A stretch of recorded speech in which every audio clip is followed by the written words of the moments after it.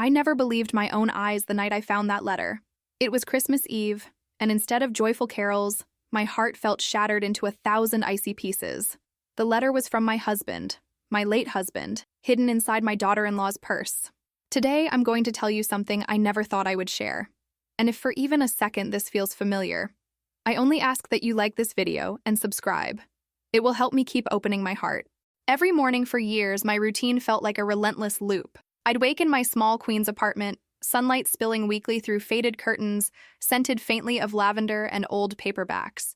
My hands, trembling from arthritis, would wrap around a worn ceramic mug filled with black coffee as I prepared breakfast quietly, hoping no one would ask for more than I could give that day. The walls, once bright with family photos, now seemed to close in on me, heavy with memories I wasn't sure I still deserved to hold on to. The kitchen counter bore the scars of 47 years of marriage, knife marks from countless meals prepared with love, coffee stains that had become part of the Woods' character, scratches from Richard's keys when he'd tossed them carelessly after work. That morning, December 24th, I remember staring at those marks and wondering if anyone would notice when I was gone. Would they see the love embedded in every imperfection? Christmas had always been my time to shine. For decades, I'd start shopping in September, hiding gifts in closets throughout our old house in Astoria. Richard would complain about the expense, but his eyes would light up watching the grandchildren tear through wrapping paper. After he passed 3 years ago, Christmas became hollow, like wrapping paper torn without a gift inside. That particular Christmas Eve, my son Michael and his wife Jessica had come for dinner. Nothing fancy, just the roast beef that Michael loved as a child, and Jessica's favorite green bean casserole. I'd spent the morning cleaning, my knees aching as I scrubbed the bathroom floor, my back screaming as I vacuumed under furniture they'd never look beneath. But I wanted everything perfect. I always did. Michael arrived first, kissing my cheek with the same distracted affection he'd shown since his teenage years. Jessica followed, her designer handbag, one I couldn't afford in 3 months of Social Security, landing carelessly on my threadbare sofa. She smelled of expensive perfume and something else. Something familiar that I couldn't quite place. During dinner, they talked around me more than to me. Michael discussed his investment portfolio, the stocks he was trading, the cryptocurrency he'd been buying with money I didn't know he had. Jessica nodded along, occasionally glancing at her phone. I served and cleared plates, refilled wine glasses, smiled when expected. The perfect grandmother, the devoted mother-in-law, the invisible woman who kept everyone comfortable. After we'd finished eating, Michael stepped outside to get something from his car. The December air rushed in when he opened the door, carrying the distant sound of carolers and the smell of snow that hadn't quite decided to fall. Jessica remained seated, scrolling through her phone with manicured fingers that had never washed dishes or changed a diaper. That's when I noticed her purse had tipped over slightly, its contents threatening to spill onto my floor. Without thinking, I reached to steady it. The leather was soft, buttery, expensive, smelling faintly of roses and something else, something that made my heart skip. My husband's cologne, Old Spice, the same scent that had lingered on his pillow for months after he died. Inside the open purse, beneath a crumpled Saks Fifth Avenue receipt and a lipstick that cost more than my monthly medication budget, lay an envelope. It was sealed with white lace, the kind Richard used to buy for my birthday cards back when he remembered my birthday. My pulse quickened. My breath caught in my throat like a bird suddenly caged. With trembling fingers, I lifted the envelope. My name wasn't on it. Instead, in Richard's familiar looping handwriting, it read, "To my darling Jessica, my heart's true desire." The world tilted. The ticking of my old wall clock grew louder, each second a hammer blow against my chest. I opened the envelope with hands that shook so violently I nearly tore the paper. Inside was a love letter, written in the script I'd treasured for nearly 5 decades. But these words, these passionate declarations, these promises of forever, they weren't for me. "My dearest Jessica," it began. "Every day I wake thinking of your smile, counting the hours until I can hold you again. Margaret doesn't understand me the way you do. She's become so cold, so distant. But you make me feel alive again. I've set aside funds from our investments, enough to start fresh together. The Bitcoin wallet password is our anniversary, not mine with her, but ours. When the time is right," I couldn't read anymore. The letter fell from my hands, floating to the floor like a dying leaf. I sat there in my kitchen chair, the same chair where Richard and I had shared morning coffee for 27 years in this apartment, and felt my world crumble into pieces smaller than dust.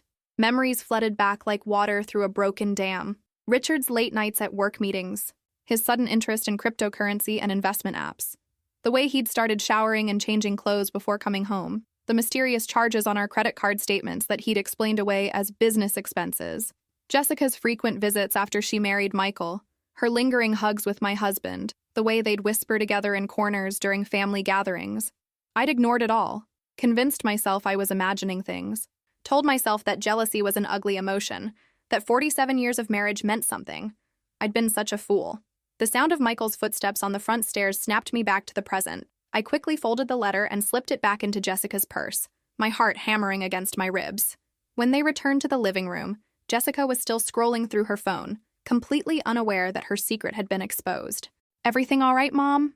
Michael asked, noticing my pale complexion. "Just tired," I whispered, forcing a smile. "It's been a long day." They left shortly after, Jessica kissing my cheek with lips that had once kissed my husband. I stood at my window watching their car disappear into the Queen's night, the red taillights growing smaller until they vanished completely. Only then did I allow myself to cry. That night, I lay in the bed Richard and I had shared, clutching his pillow and wondering how long the affair had lasted. Had it started before he got sick? During those final months when I'd bathed him, fed him, held his hand through chemotherapy sessions? Had he been thinking of her even as I whispered words of love and encouragement? The questions multiplied like cancer cells, consuming every happy memory we'd built together. Our wedding day, when he'd promised to love only me until death do us part. The birth of Michael, when Richard had cried holding his son for the first time. Our 25th anniversary, when we'd renewed our vows in the small church in Astoria where we'd first married. All of it felt like lies now. But let me tell you about the sacrifices that led me to this moment of devastation. Let me tell you about the woman who gave everything and received nothing in return. I married Richard when I was 22, fresh out of secretarial school with dreams of seeing the world. He was 25, a construction worker with calloused hands and eyes that promised adventure. We moved into a cramped apartment on the Lower East Side, where the radiator clanged all night and the neighbors argued in languages I didn't understand. Those early years were harder than I'd imagined. Richard's construction job paid just enough to cover rent and groceries, with little left over for the life I'd dreamed of. I took a job at an insurance company downtown, typing policies and filing documents for 8 hours a day. After work, I'd come home to cook dinner, clean our tiny apartment, and listen to Richard's complaints about his boss, his coworkers, his aching back. When I got pregnant with Michael, Richard seemed thrilled. He'd put his ear to my belly and talk to our unborn son about baseball and fishing trips. But after Michael was born, something changed. Richard started staying out later, drinking with his crew, complaining about the crying that kept him awake at night. I quit my job to care for Michael, stretching every dollar until it screamed. I clipped coupons, bought generic brands, made meals from leftovers and imagination.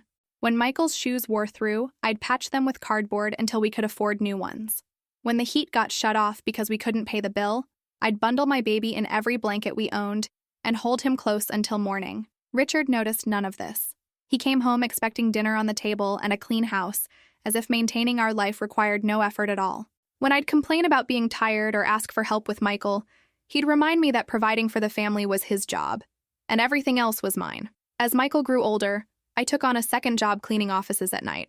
I'd put my son to bed, kiss Richard goodbye, and spend 4 hours scrubbing other people's toilets and emptying their trash. I'd get home at 2 in the morning, grab a few hours of sleep, then wake up to pack Michael's lunch and send him off to school. The money from my night job went towards small luxuries that made our life bearable.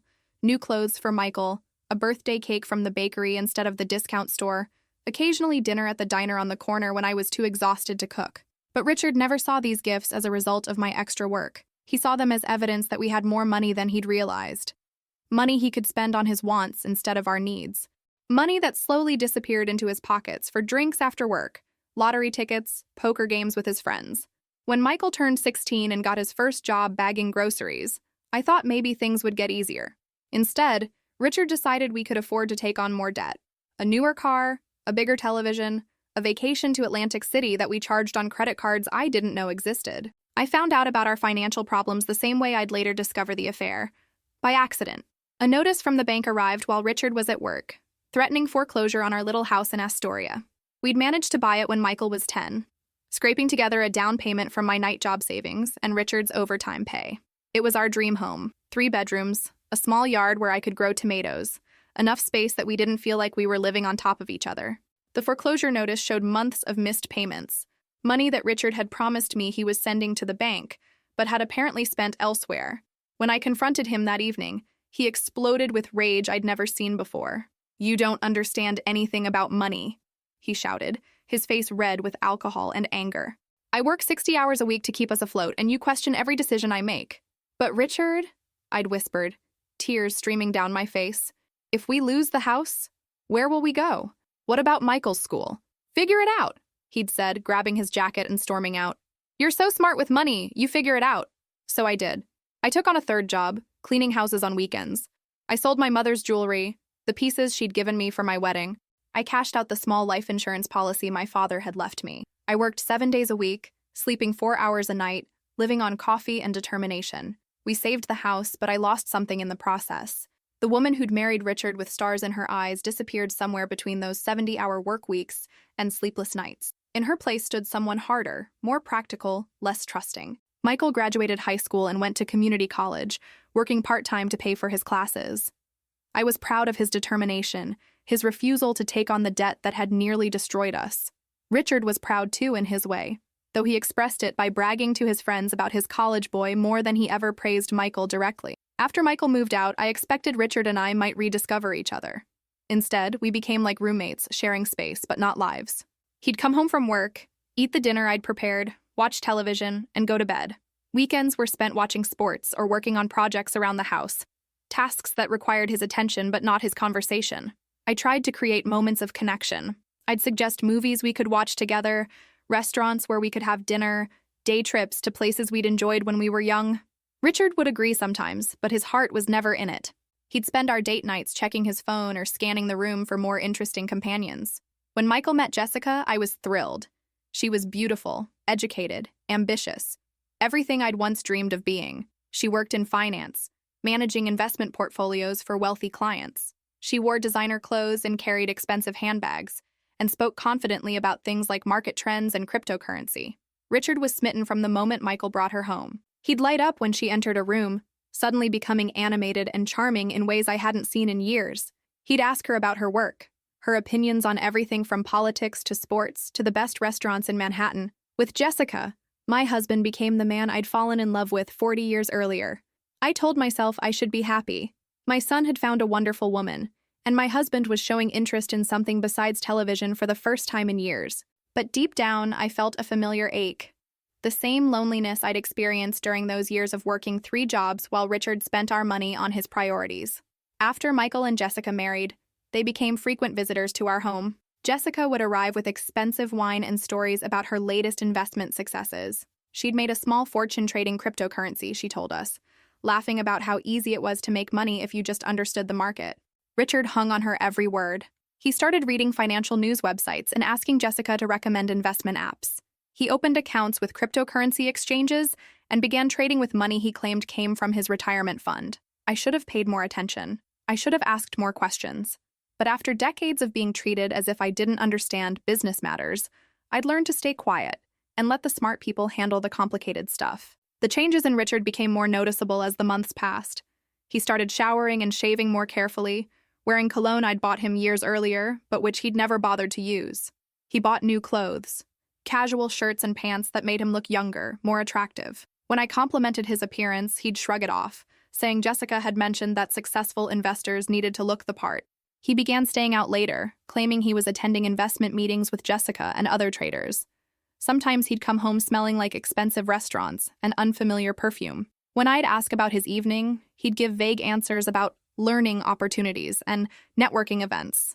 The credit card statements showed charges at restaurants I couldn't afford, stores I'd never shopped at, hotels I couldn't identify.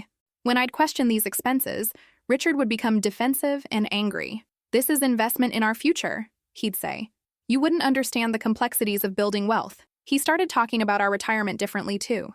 Instead of the modest plans we'd made, staying in our house, living on Social Security and his pension, he began spinning dreams of travel and luxury. He'd show me pictures of cruise ships and resort hotels, talking about the Bitcoin profits that would fund our golden years. I wanted to believe him. After decades of financial struggle, the idea of security in our old age was incredibly appealing. But something felt wrong about the way Richard discussed these plans. He'd get a look in his eyes when he talked about our future, a distant, dreamy expression that made me feel like he was seeing something I couldn't. The first time I found Richard and Jessica alone together, They were huddled over his laptop in our kitchen, examining charts and graphs that meant nothing to me. They looked up when I entered, both jumping slightly as if I'd caught them doing something wrong. "Just showing Richard some market analysis," Jessica had said quickly, closing the laptop. "The cryptocurrency market is so volatile right now." But I'd seen the way they were sitting, closer than necessary, their hands almost touching on the keyboard. I'd seen the flush in Richard's cheeks and the way Jessica's eyes had lingered on his face. I told myself I was imagining things.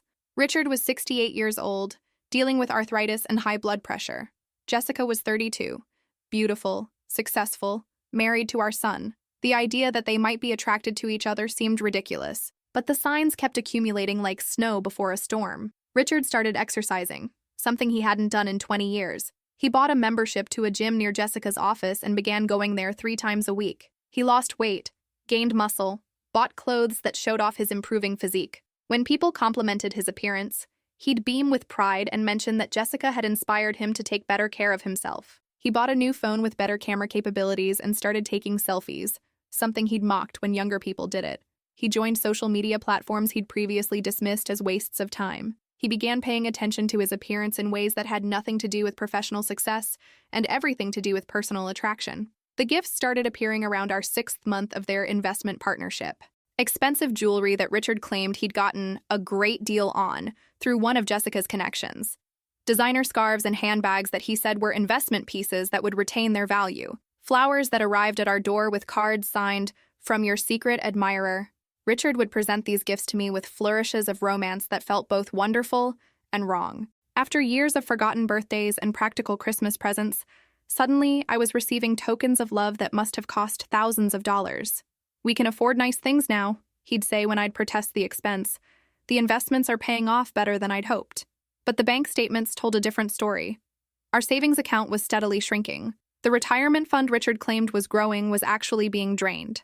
The cryptocurrency investments he described as profitable showed nothing but losses on the monthly summaries. When I'd point out these discrepancies, Richard would become impatient and condescending. "You're looking at this all wrong," he'd say.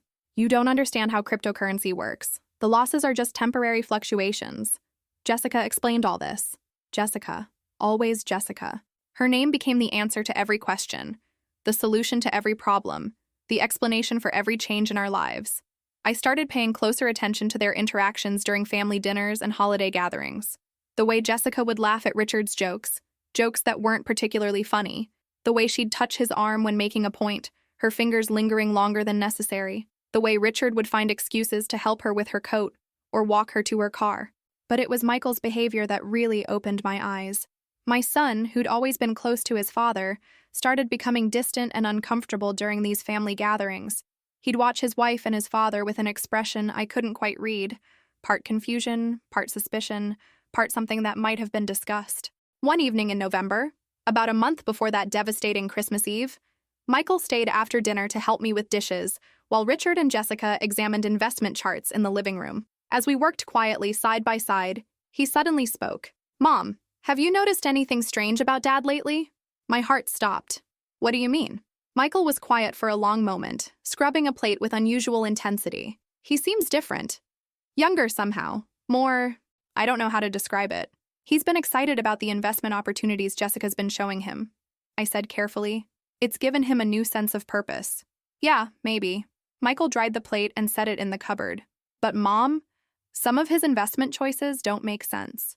Jessica mentioned that he's been putting money into extremely high-risk ventures. Stuff that could wipe out everything you guys have saved." The water in the sink had grown cold, but I kept scrubbing the same pot over and over. "Your father's always been careful with money? That's what worries me." Michael turned to face me, his expression serious. "The dad I grew up with would never risk your security for the chance at getting rich quick." Something's changed. That night, I confronted Richard directly for the first time in months. I showed him the bank statements, the credit card bills, the documentation of our shrinking assets. I asked him to explain where the money was going, why our secure retirement had become a gambling addiction. His reaction was explosive. He accused me of being paranoid, jealous, small-minded. He said I was too old and set in my ways to understand modern investment strategies. He claimed that I was sabotaging our chance at financial freedom because I was afraid of change. "Jessica's been trying to help us," he'd shouted. "She's brilliant with money and she cares about our future. but you can't stand that someone younger and smarter is offering solutions to our problems. Richard? I'd whispered. She's our daughter-in-law. She's married to our son. What would Michael think if he knew how much money you've been spending on her advice? Michael knows, Richard had said, and something in his tone made my blood run cold. Michael knows that I'm trying to build something better for all of us. But you'd rather we die poor than take risks to improve our situation. That was the last real conversation we had before Christmas Eve. Richard withdrew into himself, speaking to me only when necessary, spending most of his time texting on his phone or attending his investment meetings.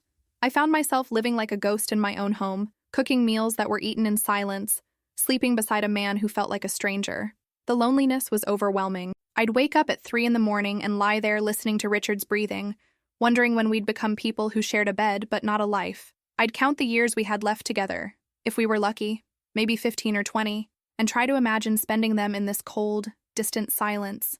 I began to understand why some people welcome death, not because they want to die, but because they're tired of feeling already dead while still breathing. But I was about to discover that what I thought was the worst betrayal was only the beginning.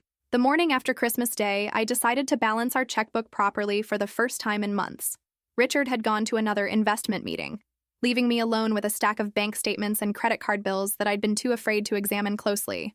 What I found was worse than I'd imagined. Our joint savings account, which should have contained $43,000, our entire life savings, showed a balance of $812. Our checking account was overdrawn by $2,000. Credit cards I didn't know existed were maxed out with charges for restaurants, hotels, jewelry stores, and cash advances. But it was the cryptocurrency transactions that broke my heart completely. Richard had withdrawn money from our retirement fund, money that was supposed to be protected and untouchable until we were 70, and invested it in something called Bitcoin. The trading platform showed a portfolio worth nearly $200,000 at its peak, but current values had collapsed to less than $15,000. 85% of our retirement had simply vanished. I sat at my kitchen table surrounded by financial documents that told the story of my husband's betrayal, and cried harder than I had since my mother's funeral 15 years earlier. This wasn't just about money. This was about trust, about partnership, about the promise that we were building a life together instead of one person destroying what the other had worked to create. The worst part was that I couldn't even confront Richard properly. How could I admit that I'd been so naive, so trusting, so completely shut out of my own financial life? How could I explain to my son that his father had risked everything we'd worked for on get-rich-quick schemes that any reasonable person would have recognized as fantasy? That afternoon, Michael called to check on me. He'd noticed that I'd seemed upset during Christmas dinner and wanted to make sure I was feeling all right. "I'm fine," I lied, my voice shaking. "Just tired from the holidays." "Mom, is everything okay with you and Dad? You both seemed tense yesterday." I wanted to tell him everything, about the affair I suspected, about the money that was gone, about the letter I'd found in Jessica's purse. But how could I destroy my son's marriage based on suspicions and coincidences? How could I accuse his wife of something I couldn't prove? "We're just getting older," I said instead. Sometimes that makes things complicated. After I hung up, I realized that I was completely alone with my suspicions and my fear.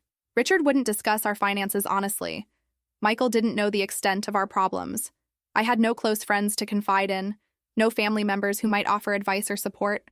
I'd spent so many years being the strong one, the caretaker, the person who solved everyone else's problems, that I'd never learned how to ask for help with my own. That evening, when Richard returned from his meeting, I tried one more time to have an honest conversation about our situation. "Richard, we need to talk about money.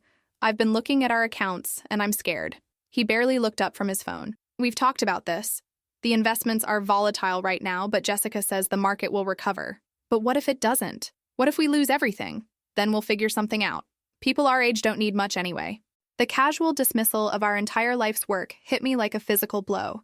Richard was talking about our future, my future, as if it were no more important than a bad movie we could simply turn off and forget. "Richard, look at me." My voice was stronger than I'd expected. "Really look at me. I'm 68 years old. If we lose everything now, I don't have time to rebuild. I can't go back to working 3 jobs and sleeping 4 hours a night. This money represents every sacrifice I've made, every dream I've deferred, every comfort I've gone without. It's not just numbers on a screen. It's my life." For a moment, I thought I'd reached him. Richard set down his phone and looked at me, really looked at me, for the first time in months. I saw something that might have been shame or regret flicker across his face. Then his phone buzzed with a text message. and the moment was gone. He glanced at the screen, and his expression changed completely. The slight softness I'd glimpsed disappeared, replaced by the distant, irritated look that had become his default expression around me. "I have to go," he said, standing up and reaching for his coat. "Richard, it's 8 o'clock on a Thursday night. Where could you possibly need to go? Jessica's having trouble with one of her investment platforms. She asked if I could help her figure out what's wrong." The lie was so transparent it was almost insulting, but Richard delivered it with the same casual confidence he'd once used to tell me he loved me. I watched him leave, knowing with absolute certainty that my marriage was over.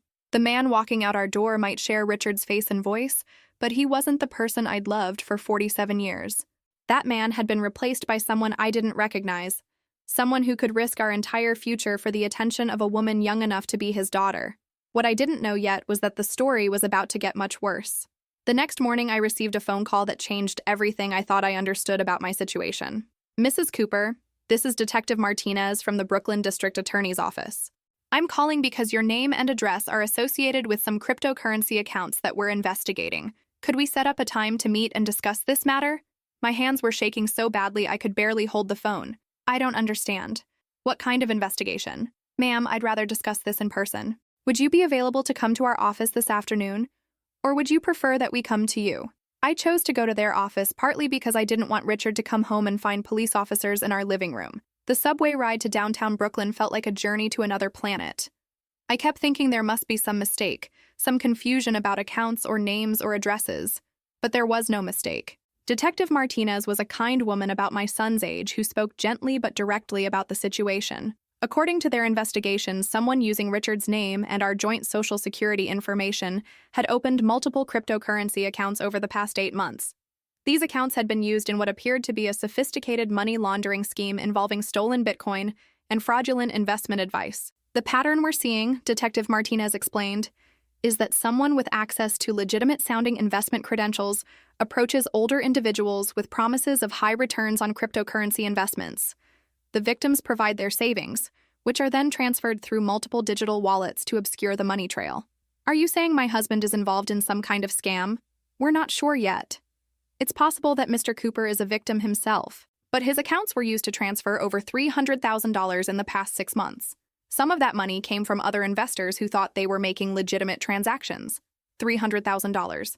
Our savings had been $800,000, but somehow Richard had been involved in moving nearly 4 times that amount, which meant he wasn't just risking our money, he was risking other people's life savings too.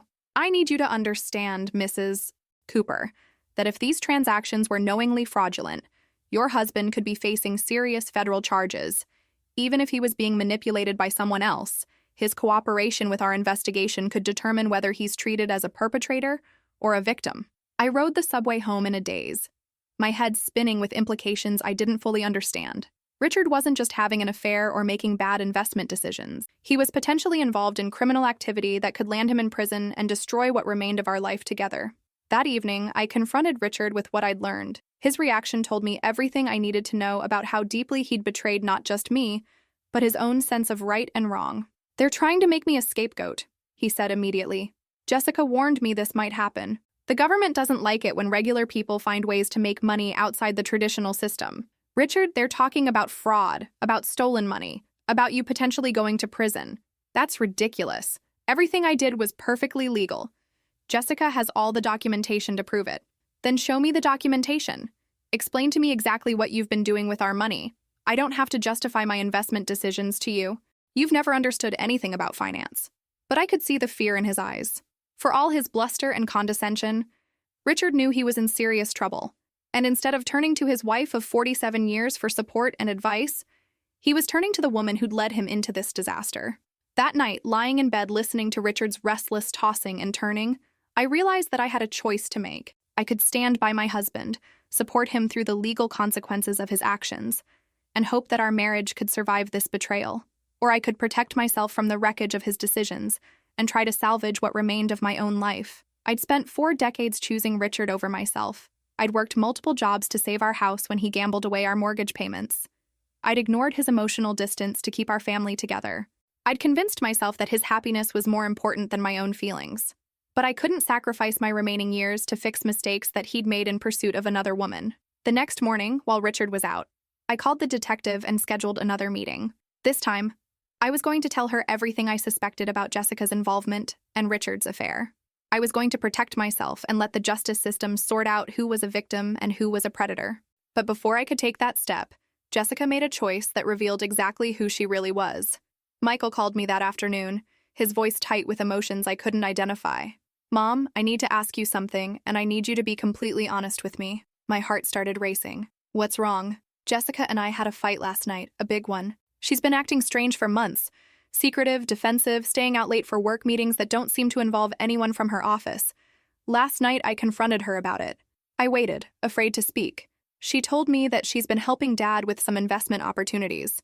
She said they've been meeting regularly to discuss cryptocurrency trading and that she's been trying to help him make better decisions with his retirement money. That's what your father told me too. But Mom, Jessica doesn't work in cryptocurrency. Her job is managing traditional investment portfolios for conservative clients. She's never shown any interest in Bitcoin or digital trading. And when I asked her to show me the investment records she's been keeping for Dad, she couldn't produce anything. The phone felt heavy in my hand. What are you saying, Michael?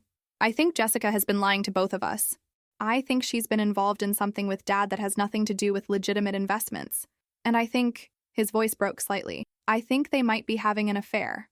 The relief I felt at hearing someone else voice my suspicions was immediately overwhelmed by grief for my son. Michael was discovering that his wife and his father had betrayed not just me, but him too. "Michael, I found something on Christmas Eve, a letter." I told him about the love letter, about Richard's promises to Jessica, about the cryptocurrency wallet and the plans to start fresh together. I told him about the police investigation and the missing money, and the possibility that both our families were about to be destroyed by their selfish choices. Michael was quiet for a long time after I finished talking. "I'm so sorry, Mom. I should have seen this sooner. I should have protected you. This isn't your fault, sweetheart." "None of this is your fault. What are we going to do?" For the first time since Christmas Eve, I felt like I had an ally, someone who understood the scope of what we were facing. Michael and I weren't just dealing with infidelity. We were dealing with financial fraud, criminal investigations, and the collapse of both our marriages. "I think," I said slowly, "we need to protect ourselves. Both of us." That evening, Michael came to our apartment to confront Richard directly. I'd never seen my son so angry or so disappointed. "Dad, I know about the affair. I know about the money. I know about the investigation. What I don't know is how you could do this to Mom. To me? To our entire family." Richard's response was everything I'd expected and worse than I'd hoped. "You don't understand the situation," he said defensively. "Your mother and I have been growing apart for years. Jessica understands me in ways that Margaret never has. And the money? I was trying to build something better for all of us. By stealing from other people, by risking everything Mom worked for, by having an affair with my wife. I never meant for anyone to get hurt." That was Richard's version of an apology. Not "I'm sorry," not "I made terrible choices." Just, "I never meant for anyone to get hurt," as if the pain he'd caused was an unfortunate accident rather than the predictable consequence of his selfish decisions. Michael looked at his father with an expression I'd never seen before. Complete disappointment mixed with something that might have been disgust. "Dad, you need to understand something. Whatever happens with the legal investigation, whatever happens with your marriage, Jessica and I are done. I'm filing for divorce. I can't stay married to someone who would betray our family this way." "Michael, you're overreacting. Jessica and I care about each other, but we never meant to hurt you or your mother. We were trying to find a way to be together without destroying our families." The casual way Richard discussed his affair, as if it were a logistical problem rather than a devastating betrayal, shocked even me. "There is no way to have an affair without destroying families, Dad. That's what affairs do. They destroy trust. They destroy love. They destroy the foundation that relationships are built on." After Michael left, Richard and I sat in our living room staring at each other across a gulf that felt impossibly wide. The man I'd loved for 47 years was still there physically, but emotionally, he'd become a stranger. "Margaret, I know this is hard to understand, but I do love you. I've always loved you." "No, Richard. You love the idea of me. You love having someone to cook your meals and clean your house and manage the boring parts of your life. But you don't love me. If you loved me, you couldn't have risked our entire future for a chance to play house with a woman half your age. It's not like that. Then explain to me what it is like. Explain to me how stealing money from elderly people to impress your son's wife is an act of love." Richard couldn't explain it, of course, because there was no explanation that could make his choices seem reasonable or justified or forgivable. That night was the last night we slept in the same bed. The next morning, I packed a suitcase and moved in with my neighbor, Mrs. Hernandez, whose spare room had become a sanctuary for broken hearts and shattered dreams. Mrs. Hernandez was a widow who'd lost her husband 5 years earlier to lung cancer. She understood what it meant to rebuild your life when the person you'd planned to grow old with was no longer available.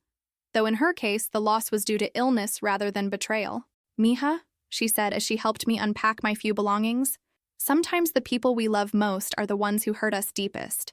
But that doesn't mean we deserve the hurt, and it doesn't mean we have to accept it." For the first time in months, I felt like someone understood not just what had happened to me, but how it felt to be treated as disposable by someone who'd once promised to love me forever. Over the next few weeks, as the legal investigation continued and the extent of Richard and Jessica's crimes became clearer, I began to understand just how long I'd been manipulated and deceived. The investment meetings Richard had been attending were actually hotel room rendezvous with Jessica. The cryptocurrency advice she'd been giving him was a cover story for their affair, not the cause of his financial losses. Jessica had convinced Richard to open accounts in his name so she could move stolen Bitcoin through them, making him appear to be the mastermind of their scheme while keeping herself insulated from prosecution. Richard had been played as thoroughly as I had, but unlike me, he'd been a willing participant in his own deception. When the arrest finally came, I felt a complex mixture of relief, sadness, and something that might have been vindication. Richard was charged with conspiracy to commit wire fraud and money laundering. Jessica was charged with the same crimes plus identity theft and elder abuse. The prosecutors offered Richard a plea deal if he would testify against Jessica about how the scheme had been organized. He refused, still protecting the woman who'd orchestrated his downfall. Michael and I attended the preliminary hearings together, sitting in the back row of the courtroom, watching two people we'd loved destroy what remained of their credibility and freedom. Jessica's defense attorney painted her as a naive young woman who'd been manipulated by an older man obsessed with impressing her. Richard's attorney portrayed him as a confused elderly victim who'd been seduced and exploited by a sophisticated criminal. Both versions contained elements of truth, but neither captured the full scope of what they'd done to their families. The trial lasted 3 months. During that time, I learned details about their relationship that I wish I'd never known. Hotel receipts spanning 8 months, text messages describing their sexual encounters and their plans to disappear together once they'd accumulated enough money, photos of them kissing in restaurants where Richard had taken me for our anniversary dinner. The most devastating revelation came when the prosecutors revealed that Jessica had been working with 2 other young women to target older men with retirement savings. Richard wasn't her first victim. He was part of a pattern that had defrauded dozens of seniors out of their life savings. I'd thought I was losing my husband to love. Instead, I'd lost him to a criminal enterprise that saw elderly people as nothing more than sources of easy money. Richard was sentenced to 4 years in federal prison. Jessica received 6 years. But for me, the real punishment was watching the man I'd loved for nearly 5 decades reduced to a cautionary tale about the dangers of online dating scams and cryptocurrency fraud. The house in Astoria had to be sold to pay restitution to other victims of their scheme. Our remaining assets were frozen during the legal proceedings, leaving me dependent on Social Security and the kindness of neighbors like Mrs. Hernandez. At 68 years old, I found myself starting over with almost nothing. No husband, no home, no savings, and no clear idea of how to rebuild a life I'd never expected to live alone. But in the process of losing everything I'd thought I needed, I began to discover things about myself that I'd forgotten during 4 decades of putting everyone else's needs ahead of my own. The first thing I discovered was that I was stronger than I'd realized. Living with Mrs. Hernandez taught me that I could manage my own finances, make my own decisions, and solve my own problems without consulting a man who claimed to know better than I did. For the first time in my adult life, I was responsible for no one but myself. It was terrifying. It was also liberating. I started taking walks around the neighborhood, exploring streets I'd lived near for years but never really seen. I discovered a small park where older residents gathered every morning to do Tai Chi exercises. I joined them, learning movements that helped ease my arthritis and connected me with people who valued my presence rather than my services. I volunteered at a community center that provided assistance to victims of elder fraud. My experience with Richard and Jessica made me uniquely qualified to help other seniors navigate the legal and emotional aftermath of financial betrayal. Instead of being ashamed of what had happened to me, I began to see it as knowledge that could help protect others. Most surprisingly, I rediscovered my own interests and preferences.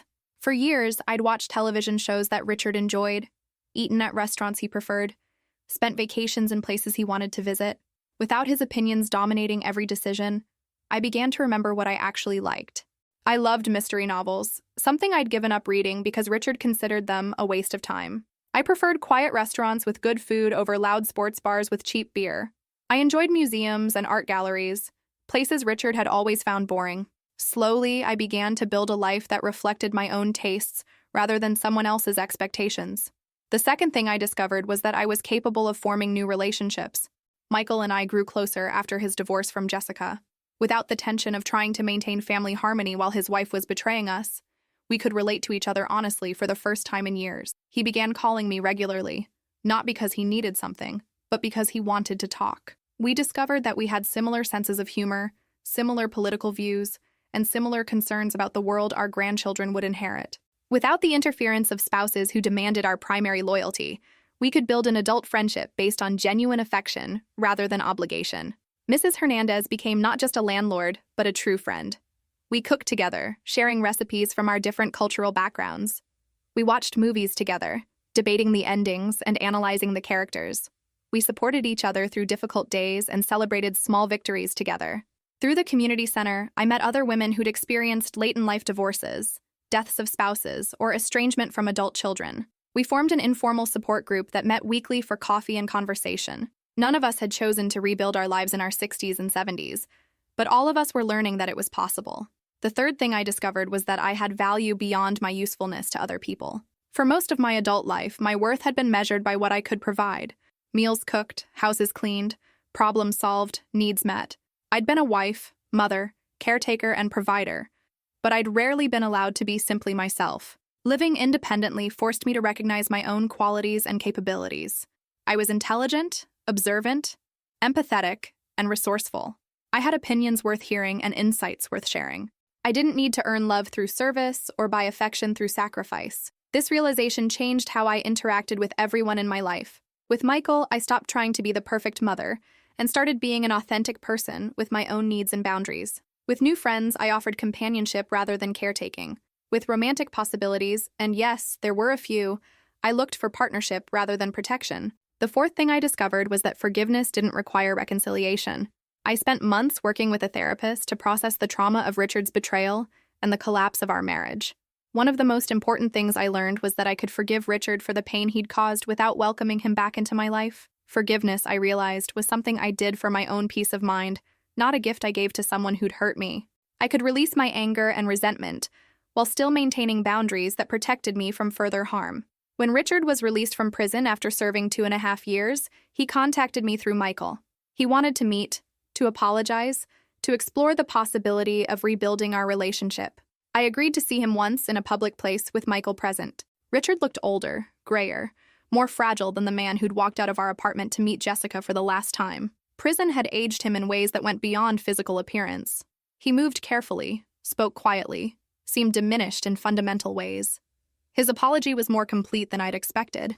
He acknowledged the full scope of his betrayal, took responsibility for the financial and emotional damage he'd caused, and expressed genuine remorse for the pain he'd inflicted on me and Michael. But apologies, no matter how sincere, couldn't undo 4 years of rebuilding my life without him. The woman who'd been desperate to save her marriage no longer existed. In her place was someone who'd learned to value herself independent of any romantic relationship. "Richard," I said gently, "I believe you're sorry. I believe you regret what happened. But I can't go backwards. I've built a new life, and I like who I've become. I wish you well, but I don't want to be married to you anymore." He cried then, perhaps understanding for the first time that his choices had consequences that couldn't be reversed through remorse. That meeting was the last time we spoke directly. We remained connected through Michael and grandchildren, but as former spouses rather than potential partners. 6 months after that final meeting, I made a decision that would have been impossible for the woman I'd been 5 years earlier. I bought my own apartment. It was small, just 2 bedrooms in a building near Mrs. Hernandez, but it was mine. I chose the paint colors, arranged the furniture, hung pictures that reflected my tastes rather than someone else's preferences. The mortgage was modest enough that I could manage it on my Social Security and the part-time income I earned from my volunteer work, which had evolved into a paid position as a victim advocate. For the first time in my adult life, I was financially independent. Moving into my own place felt like a rebirth. Every room reflected choices I'd made for my own comfort and happiness. The kitchen was organized for cooking meals I enjoyed. The living room was arranged for reading and conversation rather than television viewing. The spare bedroom served as an office and guest room, spaces for my own projects and friends who might visit. I was 73 years old, starting my life over, and I'd never been happier. The transformation wasn't instant or easy. There were days when I felt overwhelmed by loneliness, moments when I questioned whether I'd made the right choices, times when I wondered if forgiveness and reconciliation might have been easier than independence and self-discovery. But those doubts became less frequent as I settled into my new life. I was learning that being alone wasn't the same as being lonely, and that self-reliance could be more satisfying than dependence. 2 years after buying my apartment, something wonderful happened that I'd never expected. I fell in love. His name was David, and I met him at the community center where I worked.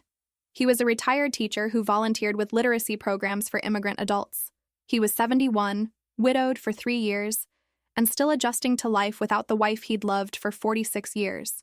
Our relationship developed slowly, built on friendship and mutual respect rather than desperation or neediness.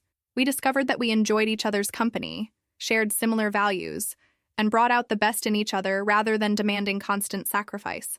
David had learned from his first marriage that love is a choice made daily, not just a feeling experienced occasionally. I had learned that I could offer love without losing myself in the process.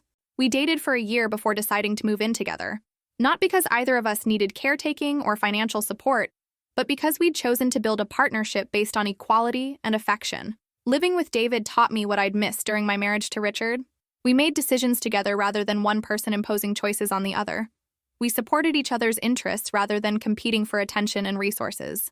We expressed affection through small daily kindnesses rather than grand gestures that might disguise underlying neglect. Most importantly, David valued me for who I was, rather than what I could do for him. He was interested in my opinions, respectful of my boundaries, and proud of my independence rather than threatened by it. Michael was initially skeptical about my relationship with David. After watching his father's destructive affair, he was protective of my emotional well-being and suspicious of any man who might take advantage of me.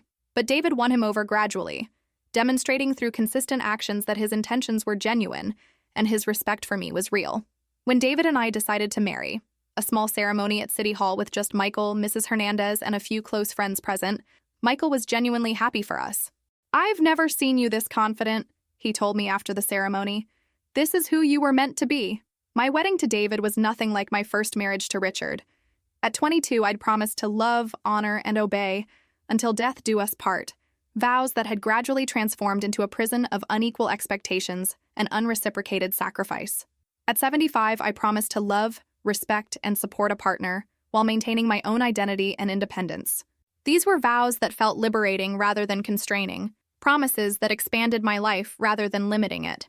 The difference I realized was that I'd entered my second marriage as a complete person, rather than someone seeking completion through another person. David and I have been married for 3 years now.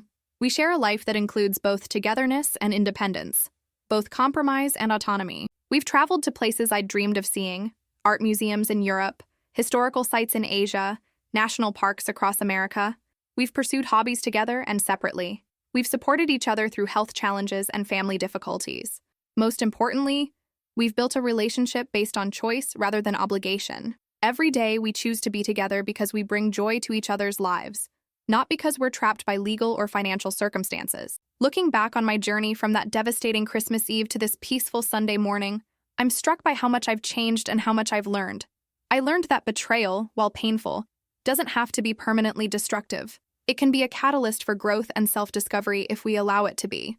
I learned that starting over is possible at any age, though it requires courage and self-compassion and the willingness to make mistakes while building something new. I learned that love shouldn't require the sacrifice of self-respect, and that relationships that demand such sacrifice aren't really love at all. I learned that independence and partnership aren't mutually exclusive, and that the strongest relationships are built between two complete people, rather than two needy people seeking completion through each other. Most importantly, I learned that I am enough. I don't need to earn love through service or buy affection through sacrifice. I am worthy of respect and care and companionship simply because I exist as a human being with inherent value. The woman who found that devastating letter on Christmas Eve was someone who'd forgotten her own worth in the process of trying to meet everyone else's needs. She was terrified of being alone because she'd never learned to enjoy her own company. She accepted crumbs of affection because she believed that was all she deserved. That woman still exists inside me, but she's been joined by someone stronger and wiser and more self-aware, Someone who knows that being loved begins with loving yourself, and that demanding respect is the first step toward receiving it. If you've stayed with me through this long story, you might be wondering why I've shared such painful and personal details about my life. The answer is simple. I want other people who are living in situations like mine to know that change is possible. Maybe you're married to someone who takes you for granted, who treats you like a servant rather than a partner. Maybe you're being financially exploited by adult children who see you as a source of funding rather than deserving of respect. Maybe you're trapped in relationships that drain your energy and diminish your self-worth while giving nothing meaningful in return. If any of this sounds familiar, please know that you have choices. You don't have to accept mistreatment because you're afraid of being alone. You don't have to enable other people's destructive behavior because you're worried about losing their love. You don't have to sacrifice your own well-being to maintain relationships that aren't really serving you. Change is scary, especially when you've been living the same way for decades. But staying in situations that diminish you is even scarier, because it means accepting that your life will never improve. You deserve to be treated with kindness and respect. You deserve to have your contributions acknowledged and valued. You deserve to build relationships based on mutual caring rather than one-sided service. If the people in your life can't offer you these basic forms of human decency, then maybe it's time to find new people who can. I'm not suggesting that everyone should get divorced or cut contact with their families. Every situation is different, and only you can decide what changes might be necessary in your own life. But I am suggesting that you take an honest look at your relationships and ask yourself some difficult questions. Are you being treated the way you treat others? Are your needs and feelings being considered? Or are you expected to always prioritize someone else's comfort over your own? Do the people who claim to love you show that love through actions or just words when they need something from you? If the answers to these questions are painful, please don't despair. Pain can be a signal that change is needed, not evidence that change is impossible. At 78 years old, I can tell you with absolute certainty that it's never too late to build a better life. It's never too late to demand respect. It's never too late to discover your own worth and insist that others recognize it too. The letter I found in Jessica's purse that Christmas Eve destroyed the life I thought I was living, but it also freed me to build the life I was meant to live, a life based on authenticity rather than performance, self-respect rather than self-sacrifice, genuine love rather than purchased affection. I wouldn't choose to go through that pain again, but I can't regret where it led me. The woman I am now is someone I'm proud to be, someone I enjoy spending time with, someone worthy of the love and respect I receive from people who truly value me. That's a gift I never expected to give myself, but it turned out to be the most important gift of all. So let me ask you this. Have you ever lived through something like what I've shared with you today? Have you ever felt invisible in your own life, taken for granted by the people you've sacrificed everything for, or discovered that someone you trusted was betraying you in ways you never imagined possible? If so, please share your story in the comments below. Sometimes we need to know that we're not alone in our struggles, that other people have faced similar challenges and found ways to overcome them. And if my story has touched you in any way, if it's given you hope or courage or just the comfort of knowing that someone else understands what you're going through, please like this video and subscribe to my channel. It helps me reach other people who might need to hear these words. And it reminds me that sharing our most difficult experiences can sometimes be the most valuable gift we give to others. Thank you for listening to my story. Thank you for caring about an old woman's journey from despair to hope, from betrayal to self-discovery, from dependence to independence. And thank you for reminding me, just by being here, that our stories matter and that sharing them can help heal not just ourselves, but each other. Remember, you are worthy of love, respect, and happiness. Don't let anyone convince you otherwise, and don't accept anything less than you deserve. Your life is precious, your time is valuable, and your happiness matters. Never forget that.